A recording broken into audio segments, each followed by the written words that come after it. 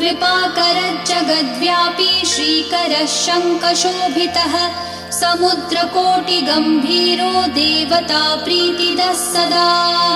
सुरपतिर्भूतपतिर्ब्रह्मचारी पुरन्दरः आकाशवायुमूर्तिश्च ब्रह्ममूर्तिर्जले स्थितः ब्रह्मा विष्णुर्दृष्टिपालः परमोऽमृतदायकः परमानन्दसम्पूर्णः पुण्यदेवः परायणः धनी च धनदाता च धनगर्भो महेश्वरः